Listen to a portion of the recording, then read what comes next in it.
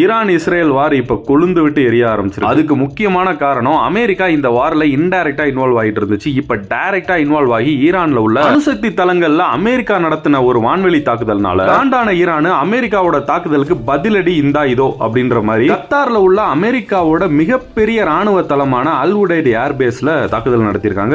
இந்த ஏர்பேஸ் பாத்தீங்கன்னா 1996ஆம் ஆண்டு தொடங்கப்பட்டது கத்தார்ல. அந்த பர்டிகுலர் ரீஜியன்ல அமெரிக்காவோட பெரிய வான்வெளி நடவடிக்கைக்கான ஒரு பெரிய தளமா இருந்தது அல் உதைத் ஏர்பேஸ் தான். அதுல தான் ஈரான் இப்ப தாக்குதல் நடத்திருக்காங்க. முதல்ல சொன்ன மாதிரி 1996ல கத்தார் வந்து இந்த அல் உதைத் ஏர்பேஸ் அமைக்கிறாங்க. 2000ஆம் ஆண்டுல கத்தார் இந்த பேஸ வந்து அமெரிக்காவுக்கு யூஸ் பண்ணிக்கிற கொடுக்குறாங்க. 2001ல மொத்த நிர்வாகமும் அமெரிக்காவுக்கு போகுது. இந்த அல் உதைத் ஏர்பேஸ்ல பாத்தீங்கன்னா 8000 ராணுவ வீரர்கள் இருக்காங்க, அமெரிக்க ராணுவ வீரர்கள். ஆனா அந்த ஒரு பேஸ்ல நாங்க தாக்குதல் நடத்த போறோம் அப்படின்றத முன்னாடியே அறிவிச்சதாவும் ஒரு நியூஸ் இருக்கு. அதை கத்தாருமே உறுதி பண்ணிருக்காங்க. அதனாலதான் ரெண்டு சைடுமே எந்த உயிரிழப்பும் இல்ல, அந்த பேஸ மட்டுமே தாக்குதல் நடத்திருக்காங்க. அதனாலதான் ட்ரம்ப் ட்வீட் போட்டிருக்காப்ல, ஈரானுக்கு ரொம்ப நன்றி, முன்கூட்டியே தாக்க போறோம்ன்றத அறிவிச்சது, உயிரிழப்பு எதுவும் ஏற்படல, அதே மாதிரி இது ஒன்றும் பெரிய தாக்குதல்லாம் கிடையாது, நாங்க பயப்படலாம் மாட்டோம் அப்படின்ற மாதிரி. இன்னொரு முக்கியமா ஒரு விஷயத்தை குறிப்பிட்டே ஆகணும். ஈரான்ல உள்ள பெரிய 3 தலைவர்கள் ஈரானோட இந்த தாக்குதல்ல கத்தார்ல யாருக்கும் உயிர் சேதம் ஏற்பட்ட கூடாது அப்படின்றதுக்காண்டி முன்கூட்டியே அறிவிச்சதாகவும் கத்தாரே தெரியப்படுத்தி, அதுக்கப்புறம் தான் அமெரிக்காவோட ராணுவ தளத்துல, அதாவது கத்தார்ல உள்ள ராணுவ தளத்துல ஈரான் வந்து தாக்குதல் நடத்தி. அதே மாதிரி ஈரான் இன்னொன்னையும் மென்ஷன் பண்ணிருக்காங்க, எங்களோட அணு நிலையங்கள்ல அவங்க எத்தனை குண்டு வீசினாங்களோ அதே அளவுக்கு குண்டு அமெரிக்கா மேல நாங்களும் வீசியிருக்கோம். அதாவது அமெரிக்காவோட பேஸ்.